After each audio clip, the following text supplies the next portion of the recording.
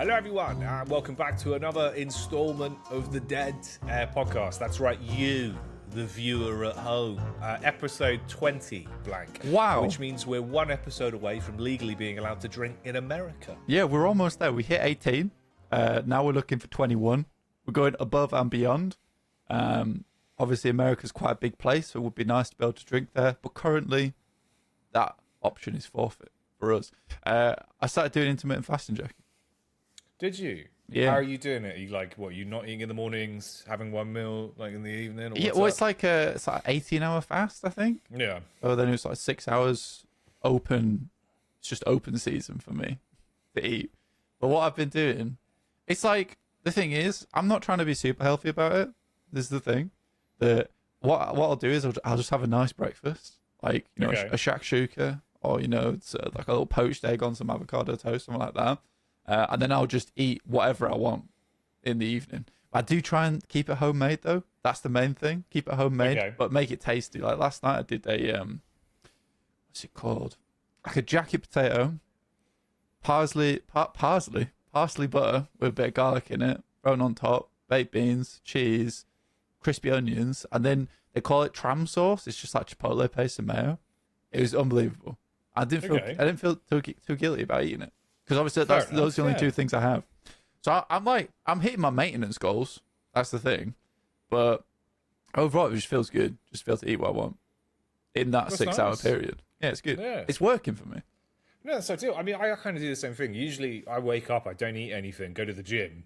Yeah. And I get home, have a protein shake, and then I'll have nothing until like the one big meal. That's usually like rice and chicken, or it'll be like, homemade burgers or just whatever else, like steak with rice, pasta with rice. Usually one of these, a combination of these things. So that's basically what I'm doing, just making it funky, that's all. Yeah. You just spice up the veg, you rotate in different stuff. Like maybe I'll have some steamed broccoli, maybe I'll have some greens, You never know. I did cauliflower rice the other day in a blender. Yeah. It wasn't amazing, but like it wasn't bad either. Just did like it. I pretend it was like couscous on the side with some like chicken and veggies. I'm going crazy with it. I've been pretty pleased with how it's been going. Yeah, it's nice. Nice. It's so peak. To be fair, we've got a really nice butcher's. Yeah. It's not far. So I go in and get all my fresh protein. Then I have like a sick farmer's market type shop. So I go in there, I get all my veg. Oh, dude, no supermarket life. Yeah, no, yeah. That's great. Like at most, I'll pop into like, the local corner shop, and that's like a protein bar if I'm hungry on the way home. Yeah. Just like, a protein. Nibble on that. Yeah. But that's what I've been doing, basically. That kind of works. It's ideal. Yeah, it's good. Yeah, it's been a bit of a busy one. We had a gas leak. What? So, yeah, we had a gas leak. We had to get somewhere out. I'm still not convinced they fixed it. Are you sniffing it? You smelling it? I walked through the door again today, it still smells like gas. So I might even just call him again on Monday and be like, you could light a match and check. Yeah, well, I tried that. I did actually try that. Because it might, legitimately, right? I was just, I if just I die. Yeah. I was like, their fault. Like, might as well try it. So I just standing with a lighter in the bedroom, just going, okay, well, it's not that bad. But, like, I did still smell it for ages. So I called them. Yeah. And they came in and they said, like, probably what's happened is the test valve is slightly open and it's just like seeped gas. But they were like, we can't prove it now because I've already reopened and closed it. But that maybe might have been what's happened. All your pipes look fine. There's no leakage, spraying it all with the bubbles. Well, he was Dutch, so obviously he's basically saying to me, he was like, bubble? And I'm like, sorry. And he went, bubbles. And I went, bubbles. Yes. yes. I understand. And he was like, there would be bubbles. And I'm like, oh, yeah, there's no bubbles. And he went, so probably okay. And he left. Okay. But that was like 11 p.m. at night. But it still kind of smells like gas, so I'm not convinced. So I'm going to ring him again on Monday. I really like the professional term of probably.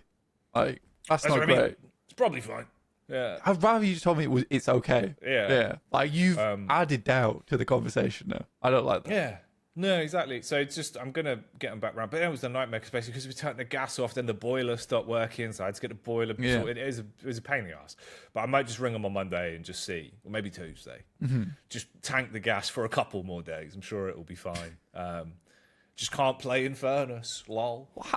That's so funny. Yeah. Just burn the whole house down to the ground. Yeah. But yeah. You would become in furnace, the World Deadlock, if that was the case. Yeah. Or like one of his Ixion brothers. Yeah, it's true. Actually, have you heard recently, right, there was an expedition in South America. Okay. And there was this like tribe that's basically been uncovered. They'd never been found before by the public, kind of like deep in South America. And like the investigative journalists that kind of like broke the story went over, and there was one guy, and like they said to him, where is everyone else? Because there can't just be one of them, right?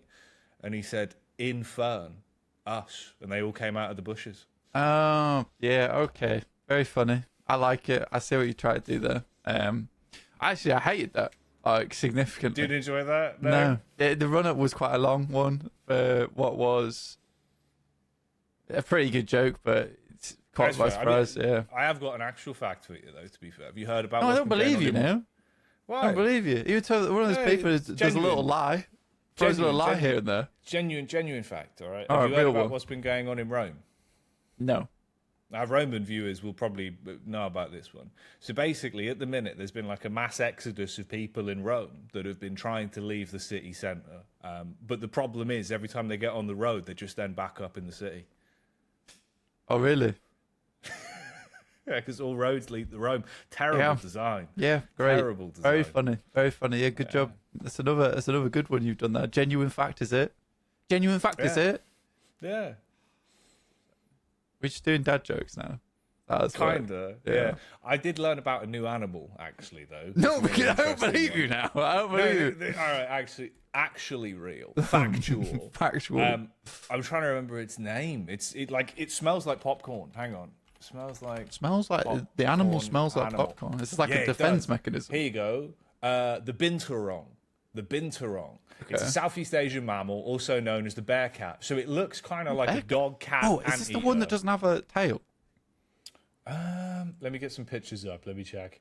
No, it has quite a long appendage. I think it can actually use it to like support its entire body. Oh, I have seen these guys. They're awesome. Yeah, I like these guys. These are unreal. I stumbled across it on the internet. They're quite cute. Like, what is that? Yeah.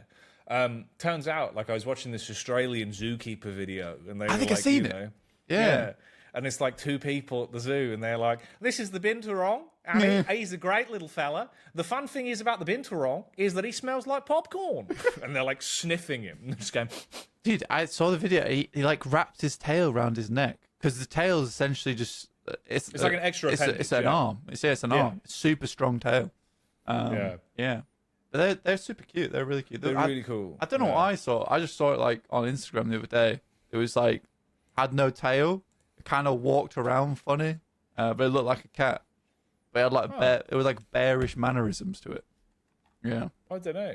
I don't know. It like walked like it was like it just came out the gym with a big pump. Oh yeah. Yeah. It was like really giving it. So the other one. Did you know? Here's another one for you. You know Knuckles, the hedgehog? Well, he's not a hedgehog, but he is from Sonic the Hedgehog's franchise of games, right? Yeah. Did you know that he's an enchilada? He's not an enchilada, bro. It's an echidna. That's it, an echidna. An enchilada. It's like a jalapenos. Can't go wrong with an enchilada. But like, dude, that blew my mind because I didn't know. I didn't realize that he was a different. No, I was like, oh, what? Because I found the animal, and I was like, what's this little hedgehog-looking fella? Yeah. And then I went down basically it's a got rabbit big hole. hands. Yeah, an enchilada hole of being like, what's this? Like, what's this animal? Yeah. But so they're cool. You know they come in red as well. That's why Knuckles is red. No. Yeah. You want to see a photo? Red echidna. I've looked it up. Oh, they do actually. Yeah, they're red. Yeah, they do. More of an orange, but this one's been rolling around in some red dirt. Check this one out. Check that out. Send it on Discord. Yeah, but he's been in red dirt. I can see here. No, that's a red echidna. No, I can see here. It says short-beaked enchilada.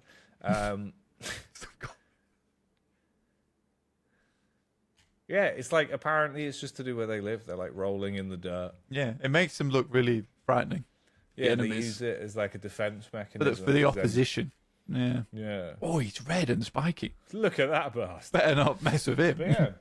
Right, well, that was the animal and gas segment of the podcast. Did you watch? Have you watched any You Laugh You Lose UK edition? Jimmy Carr. No. God, you got to watch it. What, an old English male? What? I don't know. I don't watch TV. Where did that come from? Like an old English man. It's on Prime. It's on Prime. Yeah, but that's what English people do. They sit there with a cup of tea and the TV did have a on. cup of tea. Yeah. Yeah, exactly. And you sat down, you watched it the whole time. It was Occasionally, all you did as well, you didn't laugh. You just went. No, I did. I had little some. bit of nose. No. There was some guffaws going on during it. I'll tell you that now. I'll tell you that for truth. It's got Richard Ayoade, Bob Mortimer in it, Lou Sanders. She's really funny. I was mainly watching it for Bob Mortimer.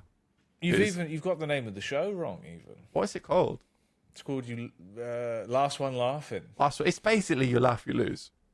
PewDiePie UK edition, on TV edition, with Jimmy Carr edition. With Jimmy Carr. Yeah. So we've got PewDiePie in the studio. And he goes, oh!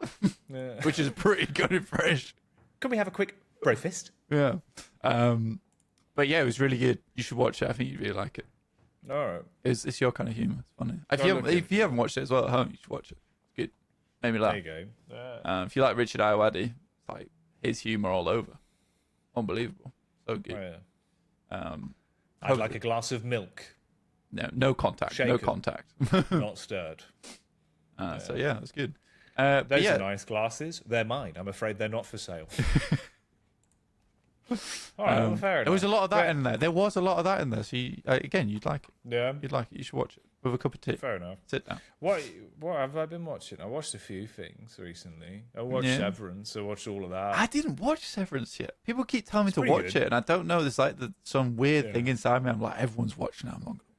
So I started watching it a bit before the second season started.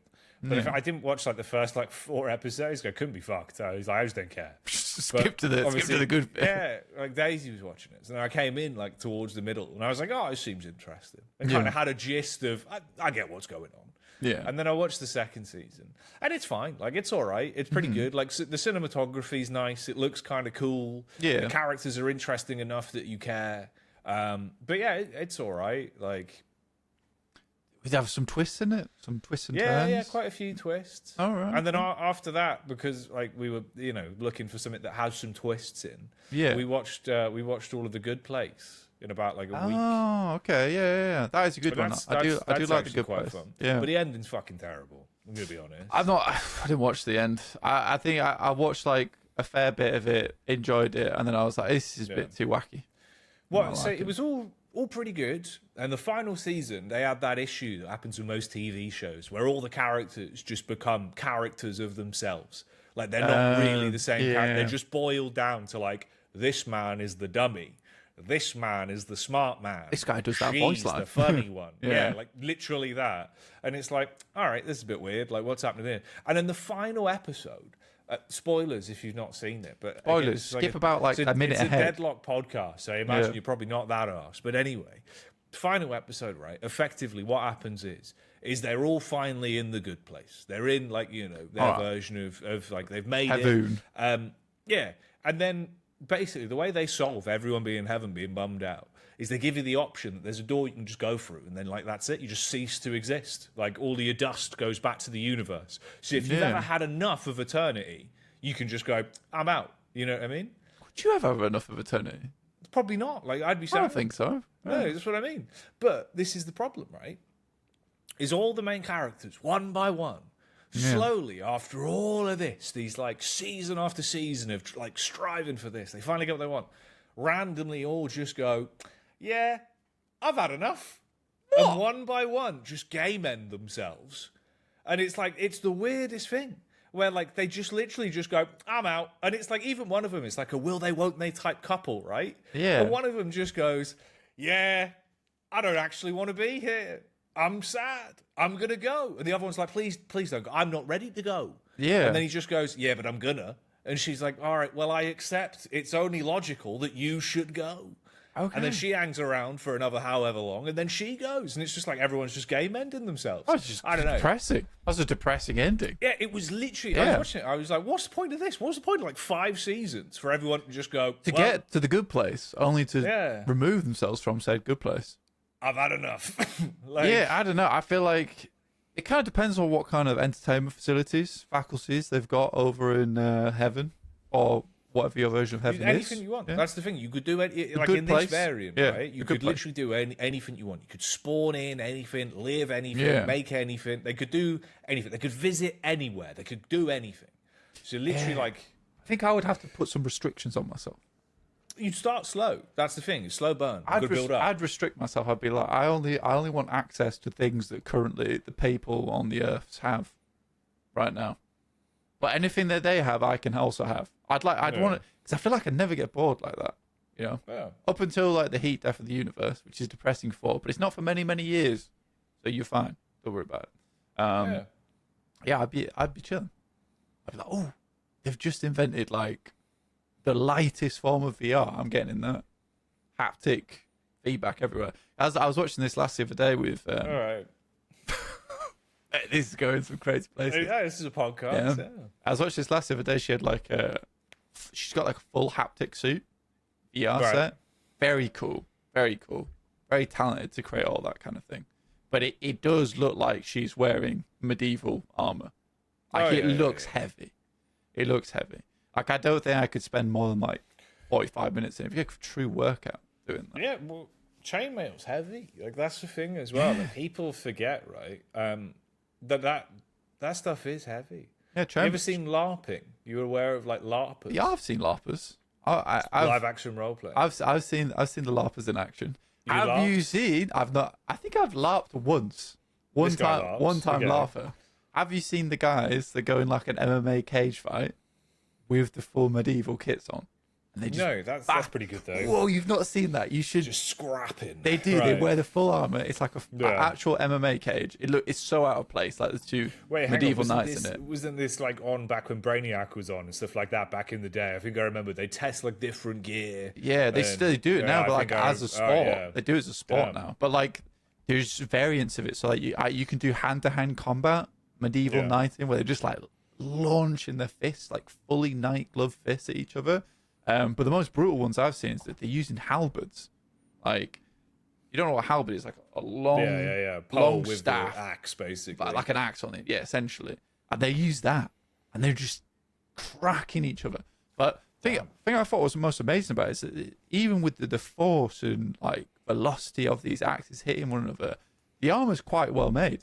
Like they were living through it. Like if I got hit by one of those things unarmored, dead. Yeah, even if it was blunted. Chopped. Dead. Yeah. Well, that's the point of the chainmail. It's basically like the idea is that obviously it catches the blades and stops it from being able to actually make a clean cut. Mm-hmm. Kind of the same idea of like, have you ever seen like chainsaw-proof clothing? Yes. The stuff that like it like comes out of all the duck feathers and stuff like that. It just effectively it has like kind of like foam and a layer of basically stuff that would jam the blades. The concept is that you dig in, it springs. Pads out so it gets caught and then you can't chop yourself. Yeah. Cool stuff. I mean, speaking of chainsaws, wow, we are diving deep into the old brain palace right now. Speaking of chainsaws, we're in a Moe and Krill hole. Yeah, I was looking.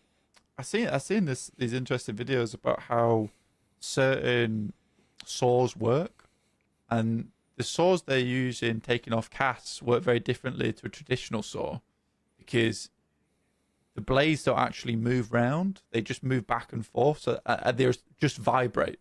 They vibrate at such a frequency that they'll cut through casts. But if they touch skin, it just vibrates your skin. So you physically can't cut someone with a saw like that. That's why they use it. So I didn't expect vibration to be so powerful. Isn't it interesting that sound is actually vibration? Yeah. And the entirety of space is just silent. Because there is no potential for it. Now, is that just because there's no oxygen, or is it because there's no gravity as well? Like, do all planets, unless they contain oxygen and gravity, have sound? It's just the air. It's the air. You need the air for the sound waves to pass through the molecules, because the molecules are the ones that vibrate, which create the sound.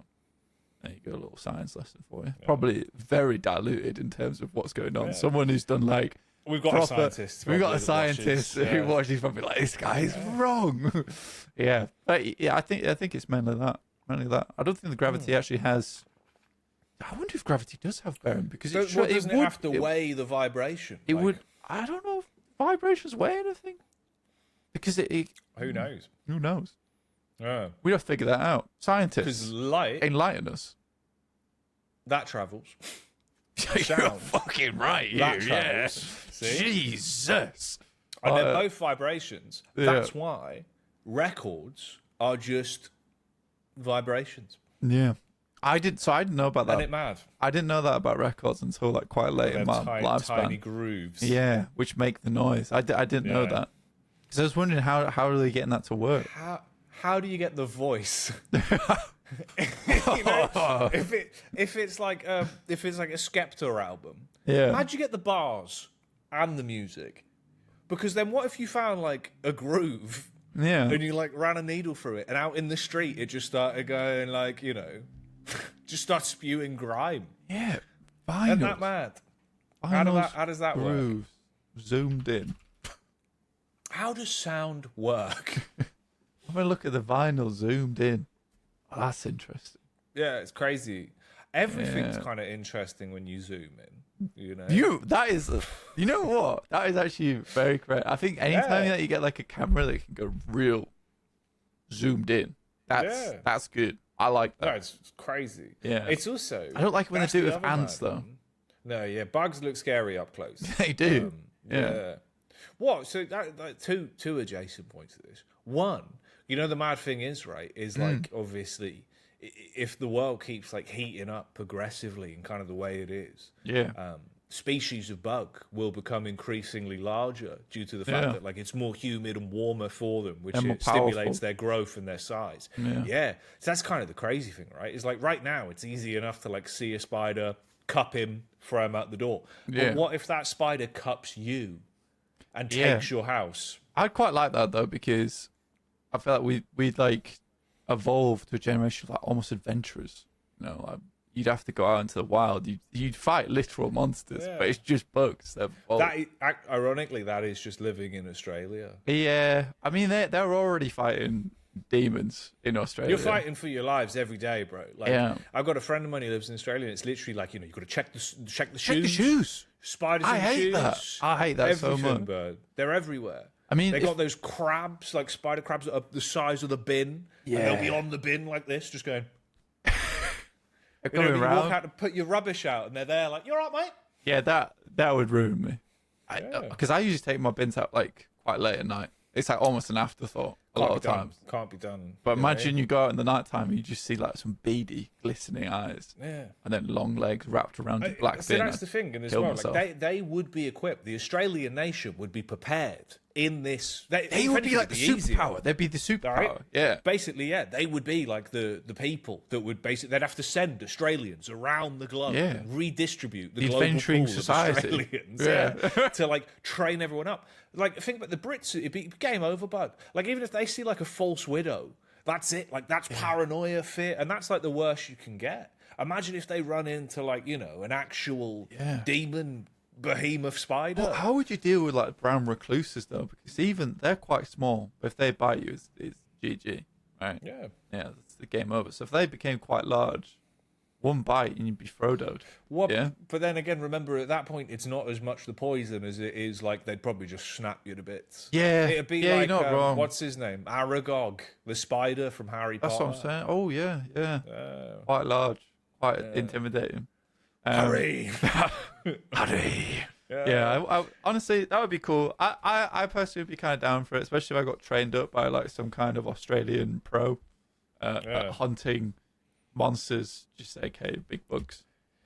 Same thing. It'd be like you did the basically the TF2 storyline of like how like Australia in like the TF2 universe are effectively like this hyper evolved like nation of people because they found like a really rare like unobtainium material under the earth. Yeah, and it like supercharged them, so they're all just massively hench and like live forever.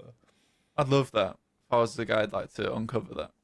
Cool. I don't do enough going outside though. I think that's the problem with everyone today is we don't do enough going outside. Like we're not finding the things. We're not finding the minerals. We're not finding the minerals. Where's the minerals? Have I ever gone out to find minerals? No. No. That's a great disgrace upon my life. That's true. Yeah. That's kind of raw. Like, did StarCraft teach us nothing? You know what I mean? We Like, got to find the mineral. Not enough minerals. That's like the linchpin of everything that happens in StarCraft. You don't have the minerals, you can't win. So I think we need to How can start you exploring. cannon rush them Zerg This is the if problem, you ain't dude. got the minerals? The big companies, they're kind of hogging it. They're hogging all the minerals. They're hogging the minerals. Let dude. me have some. Like, I have like a little bit of minerals. I'd like that. Can I have a geode? Imagine if I found some minerals. Someone would want to buy that off me immediately. But you wouldn't know the worth of the mineral. Probably not. That's the problem. I'd need to get a mineral expert, or I'd have to become the mineral expert. Yeah. You'd have to be the geologist. I mean, those guys are true heroes. It would be really cool to do. What was it when I was a kid? But I always was like, remember how like everyone as a child from the ages of like whenever you are able to have consciousness to maybe 10, yeah, you just are fascinated by dinosaurs. You know them all, learn them all, love them all. Yeah, they're all super sick, and then one day they just don't exist in your brain anymore, and you forget about them. I always wanted to be a paleontologist. I was like, being a paleontologist to be unreal. Yeah, imagine you uncover like a new dinosaur. Oh. Here's a little fact for you, right? Here's a little fact. They've been nerfing the Stegosaurus, the Spinosaurus. Sorry, they've been taking down its like power level. They've been nerfing him. Yeah. So further research has proven that it's not as strong as it was. Yeah. He got retconned essentially. That's that's wild. There's a lot of these dinosaurs. I wish I could find the photo for you. I can't find it now, but he has horrible teeth. Horrible teeth. Look like a Brit. Essentially, but like me, but he doesn't look good, and he's got like little seal flippers on him. His spine is kind of just this nasty protrusion, like his spine's just grown too much, but it's covered in flesh. So he just looks silly, essentially. When in reality, like they promoted him as if he was like Tyrannosaurus 2. Yeah, exactly. But no, he's been hit with a lot of patches recently. He's actually been nerfed. Like he's been brought down in power level. Yeah, bro, I didn't know about this. So I was looking into it the other day, and there's a lot of dinosaurs that they've kind of, like you said, the paleontologists, absolute geniuses. They've been going through and figuring it out. Like that's the thing, but that's what people like failed to realize, right? Is because obviously, way back, people just be digging up bones and going, "That's how they fit together."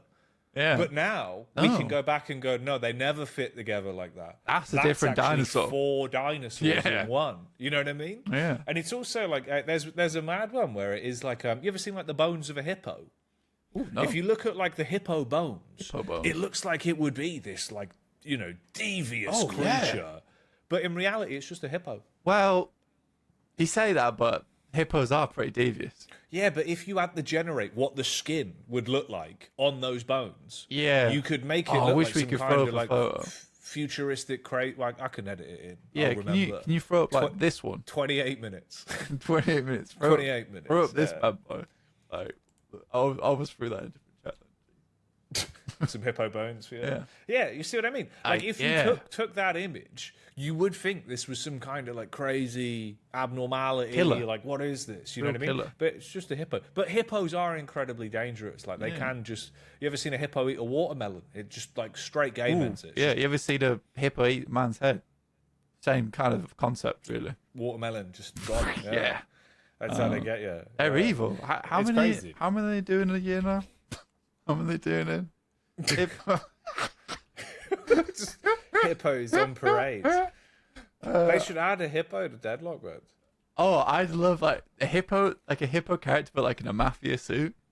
Like, you know what I mean? Like big hippo head on him. But here's the thing: he's got to stay like 4-legged. Yeah. He can't be bipedal. Bro. He has to stay on all fours, and the tie's at the bottom. Yes, and it hangs down. That'd be good. I like that. Right. So, cause an estimated 500 deaths annually. Hippos, as compared to a lion, only 22. They're only doing in 22 hours a year. But that's because people fear the lion, the mighty lion. The mighty lion. You see the lion, you think king of the jungle. You see, let's not mess with him. See the hippo, you're like, yo, that's just the hippo. That's the hippo. And then he snaps you. Yeah, and then he goes hippo sicko on you. He's bad. There's actually an unbelievable amount of like legendary animals that are still rocking around, by the way, that are like up there. Legend. It's like, yeah, bro. You ever heard of Gustavo? We're like, is that his name? What you like talk about hoos, you know? No, that's what I'm saying. Like there is just straight up like legendary animals. Legendary animal, real. Yeah, right. So Gustavo, spelt Gustav. Yeah. Just so you know, it's a crocodile. Basically, it lives in the River Nile, in the Rizuzi River. Okay. Gustavo. No, it doesn't live in the River Nile. It's a Nile crocodile that lives in Africa. All right, Gustavo. Retcon that. River crocodile. So it's basically, they estimate that it was hatched about 70 years ago. Wow, he's old.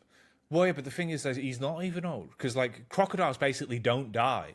They're effectively like immortal animals. Yeah, right. He's massive, but he's absolutely ginormous. He's been through some wars. 907 kg on estimate. Damn, it's like 10 of me. It's mad, bro. It's absolutely mad. That's a big man. I've seen him as well. Like he's got like cuts in his jaw. Well, yeah, because people have tried to take him out, but he's still kicking. He's not gone down. Well, that's the thing. But there is speculation that apparently he was GG'd in 2019, but there's been no evidence to prove this, and it's still dubious. Oh, yeah. GG him. Like he's cool. I mean, he's probably quite a menace to the wildlife. Yeah, his KD's about 300. Oh, he's actually been doing. He's been doing numbers. Yeah, he's like, he's up there. Like that's what I'm saying. He's legendary. Okay, all right. Like, maybe it's a good thing he got GG then. Yeah, I mean, we would probably GG someone in society if they'd done 300. Yeah, but Gustav, the legendary Nile crocodile. But like it's mad as well because like, there's a whole like subculture of people that also don't even believe that he's real, and they actually just think like he doesn't even exist. Yeah. He's some sort of like fake mythological creature that's been invented. People think he's like different crocodiles, and everyone's just kind of making it up. Oh, okay. Quite distinctive like scars. From that's what I mean. Like there is proof he lives. Yeah. Gustav lives. I've seen the world's largest crocodile captured and killed. Taking photos of him. It's not cool. Put him in a Pokeball at least. That's what I mean. But there is others. There's like obviously he's a Nile crocodile, right? But you've got different varieties. But there's Lolong, and Lolong was a saltwater crocodile, and he's pretty heavy. He was bigger. He was 1,075 kg. Mate, you're not gonna believe this. Go on. I need to pull up the actual facts because I don't want to butcher. It's like in World War II. Yeah. Right? Obviously not a laughing matter, guys. Not a laughing matter. But what happened there was the Japanese, like, tried to flank the Americans. Yeah. And the Americans kind of corralled them over towards this swamp. And it was saltwater crocodiles inside this swamp. And all the Americans here were just screaming. The Americans pulled back, and it's about 100 crocodiles. You don't mess with the crocs. They took down 1,000 Japanese. I mean, that's crazy. Insane. Terrifying creatures, man. Would never want to fight them. It's tragic, bro. Like, it's actually crazy. Could you even fight a crocodile? A singular crocodile? Do you reckon you could take them down? Well, probably. The thing is, they're wily. Overpowered. They're wily. Overpowered, though, because they're good in water and good on land. Yeah. They have no kind of fall off, you see. It's not a matter of territory. And once they get you in the water, you're 100% gamed. Like, that's it. Because they spin fast. Yeah. I've seen them spinning as well. Horrifying. Yeah. Anyway, what we've learned today on the podcast is crocodiles just terrible creatures. You don't mess with the crocs. You don't mess with them. There's mad ones like that. I'd put them above hippos. Yeah. Well, there was one as well. I don't know if you've ever heard about this, but there was basically, I can't remember the exact details, so this is kind of a Jackyism. But there was this cruise. Yeah. Hang on. Was it? Let me look this up. I did the same thing with the Japanese crocodile scenario because I don't want to butcher that one. Because people will say, A, we'll either get you've spoken about this before, or B, we'll get you've misled us with this. You've misled us. I've read up about this. Yeah. I'm trying to find it, but it's basically like there was, I think it was an oil rig. And effectively, what happened was the oil rig caught fire, and the whole thing went up in flames. Yeah. But the problem was, I have heard about this. Yeah, they couldn't just jump into the water because the water was infested with sharks. So it was a matter of you just have two terrible choices. Yeah. Of what do you do? It was submarine, by the way. It was submarine. So they got torpedoed. Submarine went down, exploded. Oil went everywhere. It was fire, and they emerged from the sub. Either they died inside the submarine from suffocation and depth, or they emerged from the submarine and what they did. This is brutal, by the way. This is so not Deadlock, but what they did, they were huddled in groups, and what happened was the sharks would come along, and they would just take people from those groups. So it's the only hope of survival you had was to stay in these big groups, and you just hope that the people came to rescue you before you were taken off. And there was people just drifting out from the groups because they were like, "Look, I'm sick of this. This is horrible. Just take me now." Just gotta go. Yeah, because you're playing shark roulette at that point. Yeah, it's mad. It's Horrible. mad. Terrifying It's stuff. crazy. That did give me Interesting an idea, stories, though. Well, that's what I mean. Tales from the past. The podcast. Yeah, that's what you get. That's something to keep you going on your drives today. That's the thing. I mean, realistically, not much has happened in Deadlock this week. That's there true. Really hasn't been much going on at all. We've had no minor patches. We've not had much. Been a lot of just stuff at home. There's again, not much happening in Deadlock at the moment, but that leads me to believe there's something's been cooked in the background. Yeah, well, it's been what was it? So 25th of March would have been exactly a month. That's the first time that's ever worked. Sorry, apologies, Karen. What are you trying to do? Stop yourself from sneezing? Yeah. You shouldn't do that, but it's bad for you. Well, it didn't. I didn't. It's bad for you when you go and you hold your mouth and you inhale it into your heart space. No, you should just in general, you've got to let it out. You got to let it go. I was on the podcast. I thought it would be rude. Yeah, but you can just pretend you're dabbing, oh. Yeah, but you'd hear me. I'm a loud sneezer. Just quickly aggressive dab. sneezer. No one would know. No one would know. That's fine. But yeah, I mean, it's 25th. Yeah. Of February. So now 29th of March as the time of recording, right? Mm-hmm. So it's been a month, give or take. We're a couple of days over now. Which, like you say, I think we're probably gearing up for one. You've had a couple minor patches. Feels like we're getting back there. Yeah. Like we said before, we were kind of imagining sort of maybe a month and a half between major updates. If they can stick to that sort of timeline, gives them an opportunity to drop some reworks, the graphics, drop whatever they change gameplay-wise. It feels like they're trying to spice up the game a little bit right now. 3 lanes was a big change. What else do they do? I think it could be pretty damn cool. I feel like we must get something. Yeah, I think that right now, obviously, the game. So people have stopped playing. There's definitely a small drop off in players. I think that's fair right now. There's not much going on. It actually went up. Did it actually? 1.6. It went up 1.6% in the last 30 days. Oh yeah. I was meaning recently. That's recent. That's 30 days. Yeah. I mean, let me just do that. Could be attributed to. The it did go up because it went down quite a bit. It has gone up. So, but I'm saying February 28th, 17,000 players, and then today's 14,000. So we have dropped. On 23rd of March is 17k, which is not too bad. So look, if you have a look at it and go to 25th of February, 17k. So that was when they dropped the 3 lanes. That's a slight spike. Yeah. The following morning, 20k. Now we're sat at about 15k on average, roughly. Yeah. Hello. So not. Oh, yeah. Not just hello generally, but not too bad. Not too bad. Still number 2 in wishlisted games on Steam. Yeah, it's doing well. I mean, again, it's one of the situations where it's totally understandable that people have kind of dropped off a little bit because, most MOBA games. I think people expect 2 weeks a patch, right? Or something comes out just in terms of just some balance changes, etc. Which is fair enough for a MOBA, right? That's not come through. So I think some people maybe just a little bit, because with Deadlock, it's a genre that's never existed before. I was talking to someone about this recently, and they had a lot of good points about it. It's like it's literally evolving in front of our eyes. It is just a case a lot of times of throwing the pass through the wall and seeing what sticks. And the issue with that right now, and I'm glad they're doing this. I say this every podcast, that they are taking more of a backseat right now and just crunching the data, crunching the numbers, and like what works, what doesn't work. Let's test some stuff in the back end before we throw it out to the public.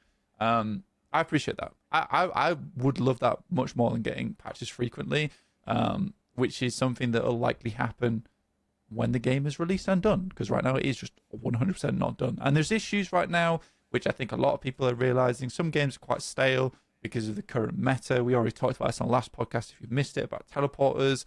Macro are just not been very punished overall because it's very easy to get around the map.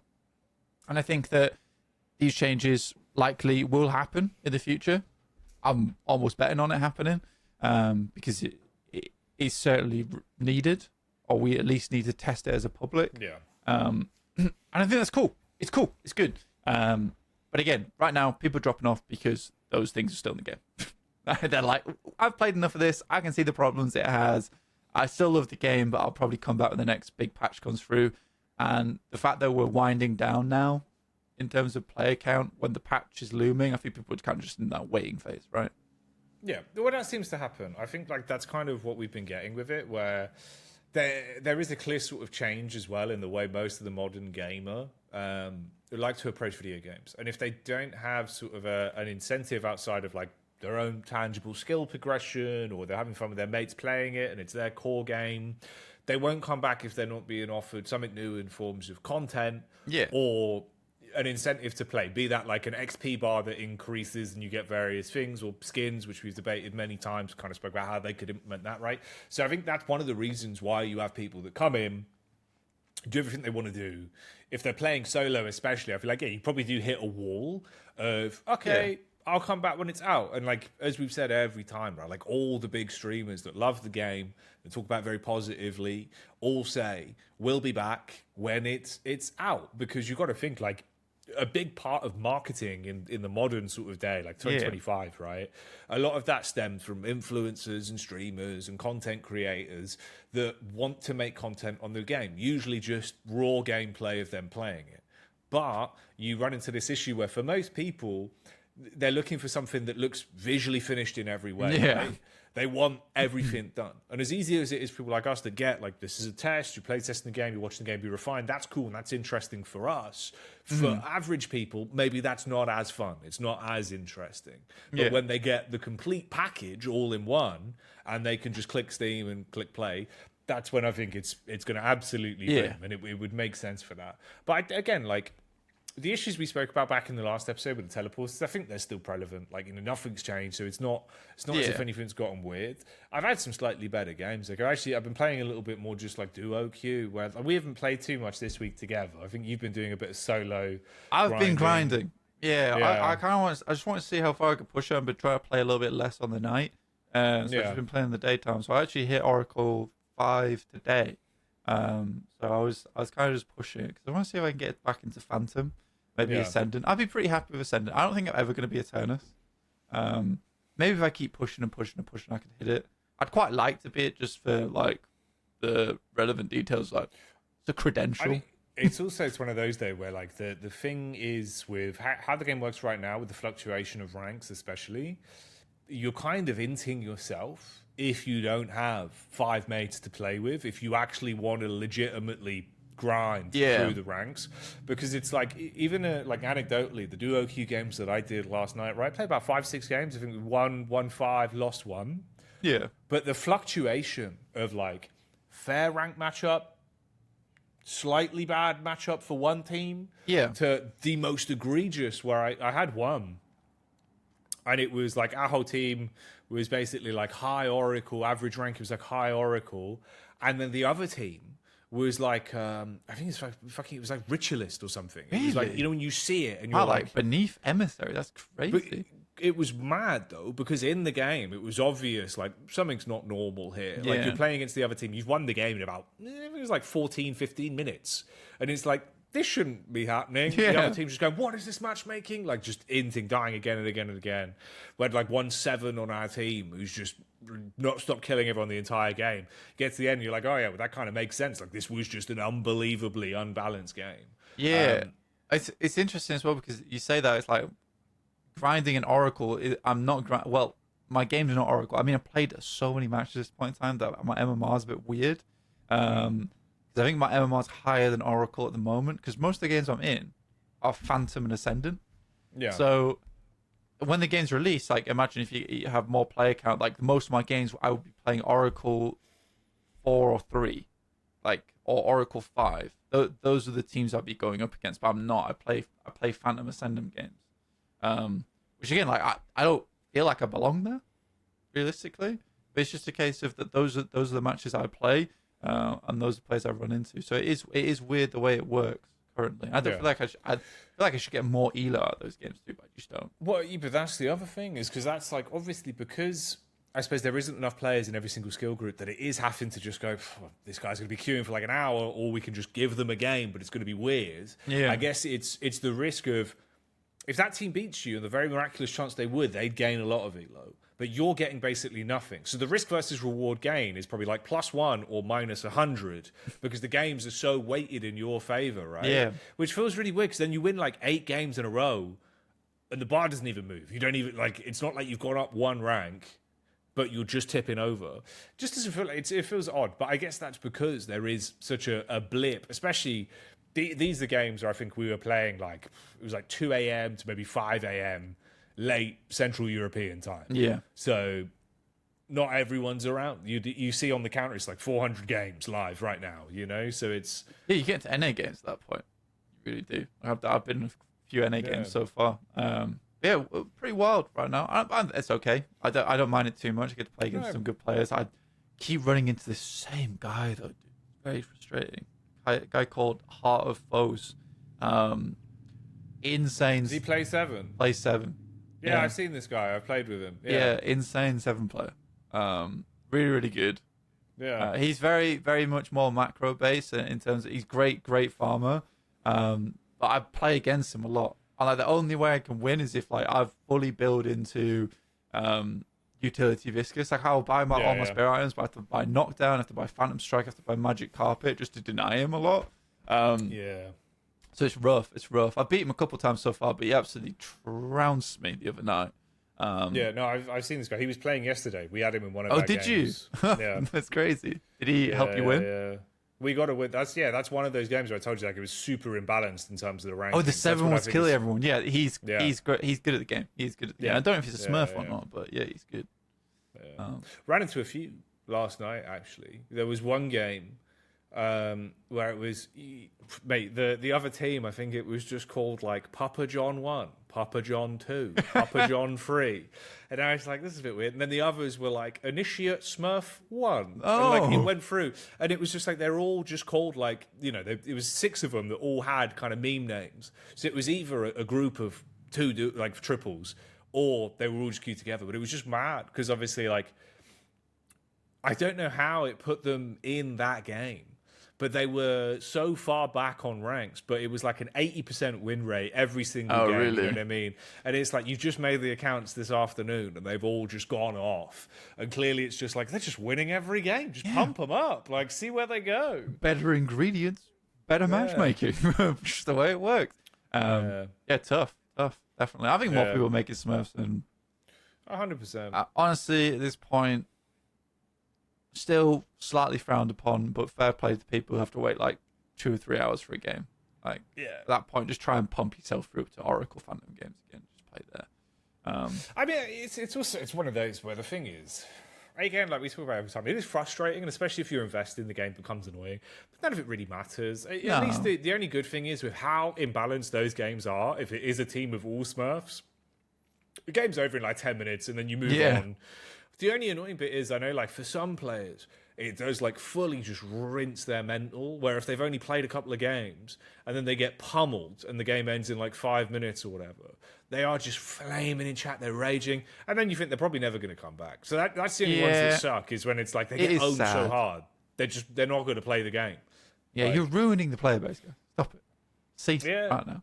But yeah, It's fragmented enough as it is. Yeah, exactly. It's tough. It's definitely tough. But overall, for Deadlock at the moment, like you said, there's not too much going on right now. I'm sure we'll have like much more to say about it in a couple of weeks' time when a patch does eventually drop, hopefully. But right now we're just chilling. We're just waiting for updates. So this has been a bit of like a slightly more off-topic podcast. Deadlock Adjacent podcast. We haven't done one for a while. We haven't. They've been very Deadlock focused for a while. So the guy who is frustrated we talk about fruit is going to be livid. He's in this one. not happy. He's going to be fuming. Submarines? Hippos? What are they on about? Legendary animals? Yeah. Yeah. No, it is mad. Yeah. I mean, the only other thing I've been doing recently is I basically just went for the all random pick approach. I've just been whacking everyone on and then letting the game decide, which has made me realize I actually really enjoy playing Warden. I've been playing loads of Warden. Yeah. Because he was super fun.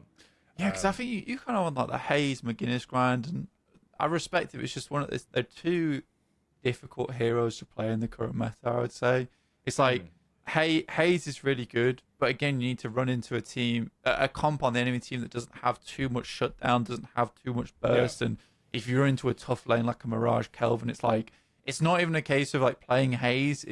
You can definitely play that lane if you're very good for sure, but you're immediately at a disadvantage. Same with McGuinness, and it's tough because both are fun characters. I can see why you play them. Well, that's what I mean. It's just enjoyable. It's like Hayes is sick as well because the movement feels good, the shooting feels good, and if you know what I mean, a lot of it is out aiming and moving people, which is enjoyable. But it comes down to a problem of like we said with the current way the game is played, it doesn't feel as viable, especially if you don't have the team around you. It doesn't work. And then, like you say, it's also the team you're playing against because the comps are horrible right now. Yeah, it feels like every game there is a Calico. Yeah, like every game, it's just gross. The teams you're playing against, your team's comp sucks. The other team's comp is like unbelievably goated, and it's just like great. This is dope. It's over. I actually had a friend last night. Funnily enough, was speaking about a Hayes in his game, saying that he played one solo match. So Hayes was like, they've got a Shiv Yamato, game's over, proceeded to feed 0-7, then they lost the game. And then he complained about all his teammates. I'm not surprised. It's a difficult mentality to have, I'd say. Like, and I think some people are definitely having it, me included. I don't go to the extent of being like the game's over, but like you gotta try. You gotta try. But I mean, exactly. I run into a Mirage, Kelvin, Magician, Bebop, Lash, Yamato game. I'm like, wow. I'm going to have a rough time here, but I'll still give it a fair shot. No, exactly. You still play it out. Like, I think that's the other thing is there's a lot of, especially I've noticed in MOBAs and in Deadlock, like there's a lot of frail mentality where people have lost the game before it's even started. Like they'll think it's over as soon as they see the drafts. They'll think it's over as soon as they load into the game. They'll think it's over if the queue insta-pops. They're just like, well, we've lost. Yeah. It's mental. I think it's one of those where like, I don't know, but it's something you learn in Counter-Strike at least, where like you pay to go to a LAN. Yeah. You know, no matter how bad it is, if you're in a knockout game of a best of 3 at LAN, you're down 2 maps, you've lost 10 rounds in a row, you still have to just think you can bring it back. Yeah. Because otherwise there's literally no point you shouldn't even be there. You shouldn't even be playing. You know what I mean? And that mentality makes you realize like nothing gets to you. It's not like you could be down 40 minutes long in a game, 20k souls behind. It looks like it's over. But if you just try, you have a team comp that listens, you can bring it back. I had some great games today where they were like that, where we were far behind, but we just kept on giving it, just really trying to plow through, and we end up coming back and winning, even versus difficult compositions. And I think that it's totally reasonable to never think a game's over. And I think that like when I was playing League back in the past, I called it my Zen mountain. You lose enough games, you play against enough annoying comps that you kind of just get into that routine of like you got to mentally reset. But if anyone does have difficulties with that, and again sometimes it is really hard, and I have it too, where I'll lose a game and be very frustrated. But what I do after those games is take a break.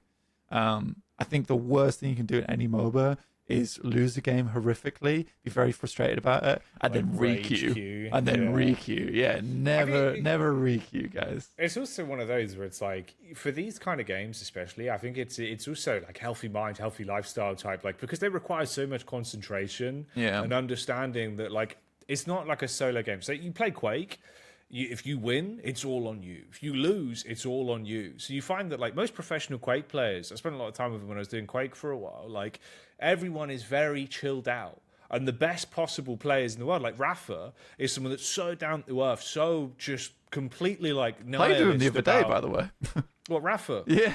Yeah. A lot of the Quake players dabble in Deadlock. They enjoy it because a lot of the movement, the gameplay style in terms of like the shooting and the movement and sort of, you know, power-ups, mechanics like that translate very well. It's a lot of internal time and things like that. But he is someone that's like super genuinely really nice guy, very passionate about what he does, talented from such a young age, and it's because all he does is he practiced. He focused, he improved. If he loses, there's something to be fixed. If he wins, there's more that he can do, you know? I was queuing with him as a group for like, I think 3 or 4 games, but after every game he was like, he had a solution to what was going wrong last time. Yeah. And he hadn't played in a while, so we'd lost I think we lost all the games we played together. But every time he came into a problem, he was like, well, this is how I'm going to fix it next time. This is what I'm going to do next time. How should I build this? What should I do there? Pretty clear on his comms as well. He's a nice guy. Yeah, I think that's kind of mentality to have. It's like, what can I do better next time myself? Because as much as like that's the thing, right? It's easy to mitigate the blame because especially with a game like this, you have 5 other people. You could say, "Oh, it's the Kelvin, it's the Hayes, it's whoever," right? You can always do that, and you can always justify it. But at the end of the day, you might never see those players again. They might be playing one-off. They might be 40 years old, have 4 kids, be really busy. They played their one game of Deadlock and want to chill out. Maybe you've got more time. It's like, that's the thing that Quake players sort of, you know, were enlightened about and nihilistic with, is it was just like, there's no point caring. I just have to focus on the tangible things I can change each time and improve myself. It's one of those where it is just like, you know, focus on what's going wrong. Is it your item synergy? Maybe watch some videos, maybe play around more, look into builds, try different things, learn that stuff. Is it your rotations? Same sort of theory applies. Is it your aiming? Jump into the sandbox, like just try stuff, you know? If it's your aiming, don't play an aim character. That's my big advice. Yeah, but that's what I mean. There is other options, yeah. But it's stuff like that where I think it's interesting that a lot of people these days will jump to the conclusion of like, oh, because there's 5 other people, it's their fault. But it's one of those things that you like with CS, you kind of learn not to be tilted because it's just not worth it. You can always come back. With Quake, it's more like you've only got yourself to blame. You know, if you win, you probably could still do better. If you lose, you could still do better.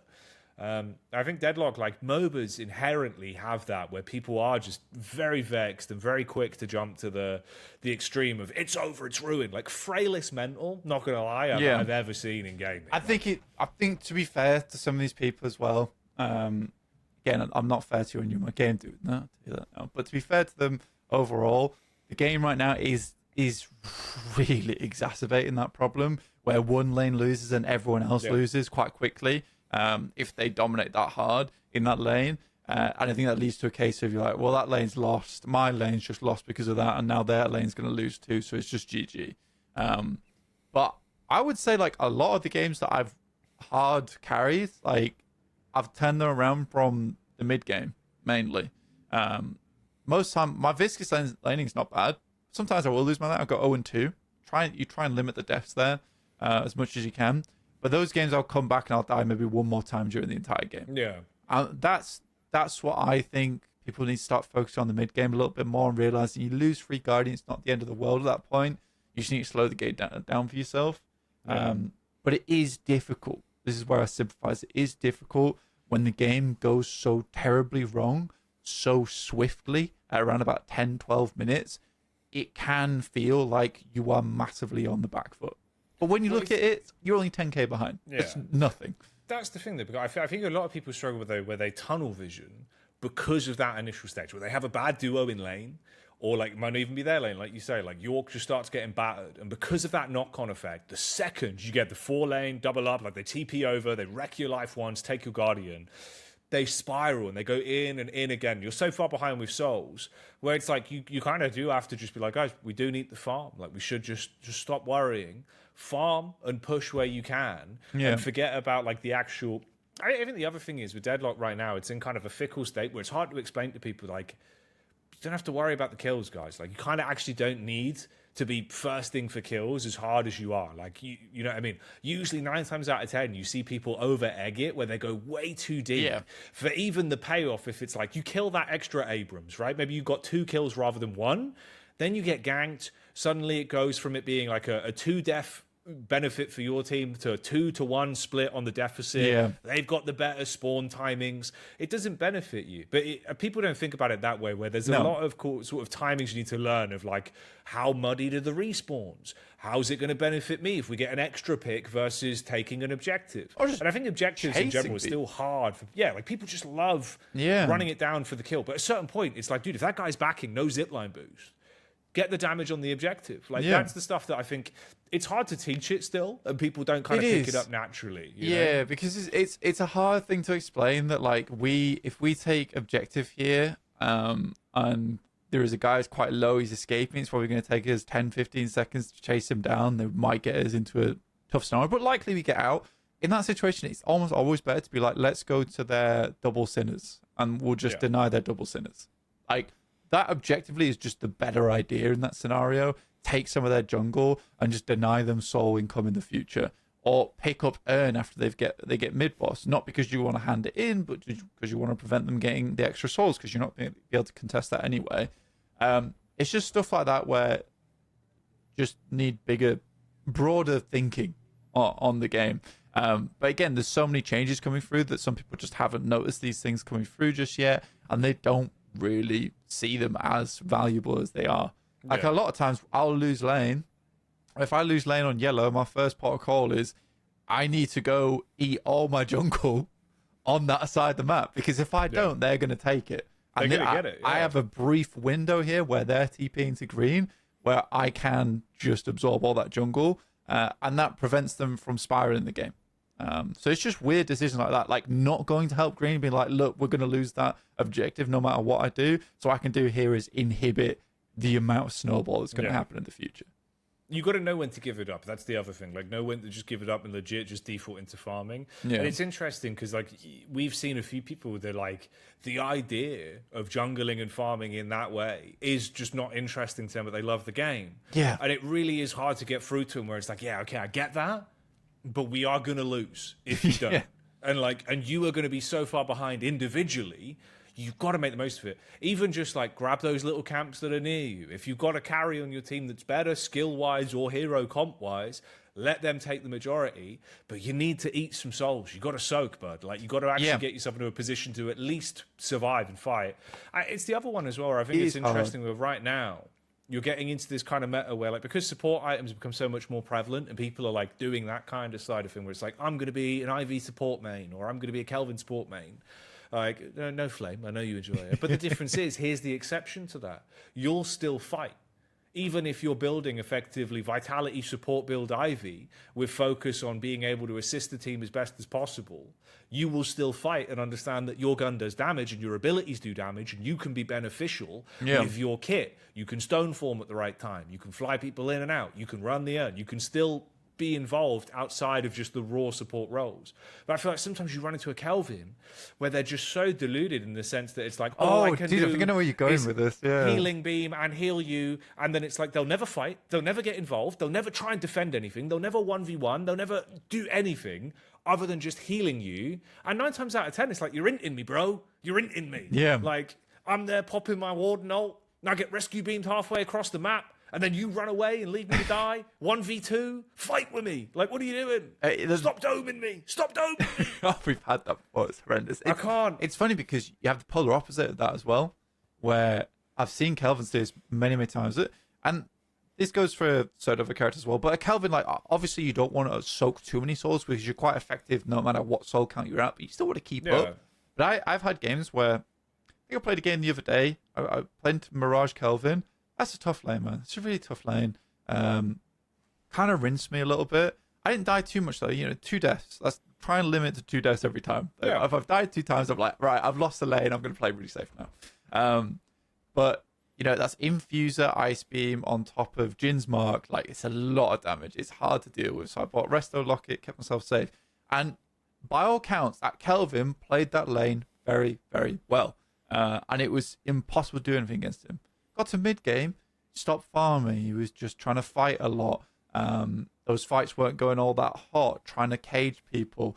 Didn't really soak too many souls. Got to mid-game, I was about 24k souls. He was at 16k, mega lag behind, and then hugely had no benefit at all. And I think that's what happens when you play these supportive kits where you're trying to be too much all in on that side of things, because you're just going to get to the point where you're into your team because you haven't done enough for yourself.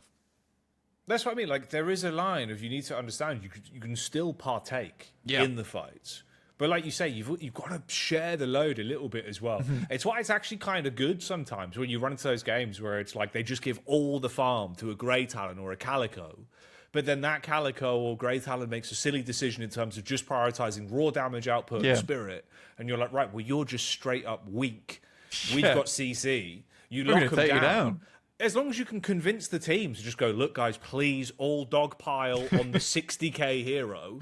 You kill the them, 23k hero is weak. Yeah, that's what I mean. I think people have got into this strange mentality of that as well, where they watch a lot of the esports tournaments and they see people do funnel in esports at the moment. They absolutely are funneling. Pretty popular strategy coming through from quite a few of the MOBAs. Hadn't really been available in Deadlock until this patch, but yeah, they funnel a lot. You'll funnel a 7, you'll funnel a Grey Talon, you funnel a Mirage. And just put all the soul value on them. The difference is a lot of times, not a lot of times, all the time, those teams have very specific and set roles of what lane that they're going to be clearing and what jungle they're going to be taking. So they'll constantly be getting the uptick on souls, whereas those games where someone just takes everything, they really put their team at like a massive deficit. Unless you're playing 6-man and you know what you're doing and you're setting up the lanes accordingly, which is a rare occurrence, by the way.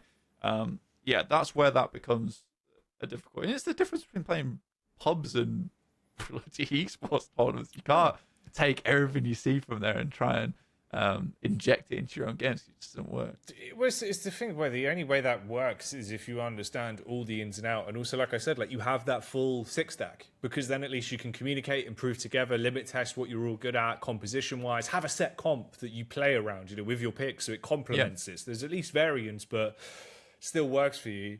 Yeah, I think that innately, though, that is an issue that always happens with games that start to get an esports scene of any regard. Everyone jumps on the idea of, I can do that, but usually they don't understand the theory of why. They just see it happen and try to replicate it. But there is more to it, you know what I mean? Like, these teams are practicing. They have drilled comps. Like you say, you have sort of a set distribution so you don't run into the issue of the average level of souls being too low and the one guy being a POV target that you're always going to go for, Yeah, it's just one of those. I think, again, it's both sides of the coin where, like, being supportive is fine if it's what you're good at.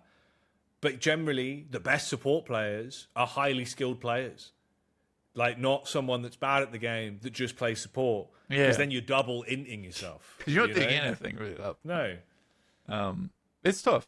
It's definitely tough to get. And again, I think this conversation comes down to an idea of balance, not in terms of itemization or characters, but balance in terms of what you're doing in your matches. Because and I think that it's very pertinent what you said about, like, some people don't enjoy that farming aspect, but if they farmed a little bit, they get to fight more. That's the big thing. You'd win more fights, partake in more fights, and be rewarded with more items, power spikes, stuff, so the knock-on effect continues, and then farming becomes easier. Like a 5-minute break, essentially. That's what I mean. And it's also, like, that's the thing, right? It's understanding that, like, it's also not running around with, like, 6k in the bank and not spending it, because then you're taking longer farming those camps. You're basically just a big money bag waiting to be popped. It's stuff like that. I think it's because, like, you're so many layers of the Deadlock onion to be able to understand it all. And it's getting changed a lot. So that's the thing. You watch these tournaments, you try and replicate it, but by next week or a couple of weeks, that's all going to change as well. So I think people need to just start, like, I think that's why it's hard to learn the game right now. You got to keep rolling with the punches all the time. And it's why the player base isn't skyrocketing, because people constantly learn a new game. And I guarantee by the time we get this next patch, it's not all going to be the same players. The spike will happen again in terms of concurrent players, but it won't be all the same players. It'll probably be new players coming in to give the game a go, which I think is very important to look at. And until we get that release date, which I don't know how far away that is, could be very, very far away. Until we get that, we'll just keep testing. You'll keep testing, and we appreciate you for testing the game. We love you for that, because it needs to be done. And just trying to have some positive aspects about it. We're making the best possible game as a community, which is kind of cool because obviously, as we say every time, I was the there. first time Valve have been doing it. Yeah, and it is fun. I think that's basically it, though. We gave you some food for thought, some chat about legendary animals, bit of a more Deadlock adjacent episode this week. We'll be back next week. Maybe there's a patch. We might have some more in depth. We'll see if we can get some more games in, so we'll have some flavor of the month conversation. Who knows? Maybe they'll throw out some minor changes or whatever. But as usual, thank you for tuning in. It's another episode of the Dead Air podcast. Obviously, this one goes out to the people that hate it when we don't talk about Deadlock. That's for you guys. Enjoy that episode. You could just skip half an hour in, and then you've got the best of both worlds. Yeah, we wouldn't know until now. So have that. Yeah. Disclaimer. Now you know. For next time. Right. Anyway. See you later. Bye-bye. Bye-bye.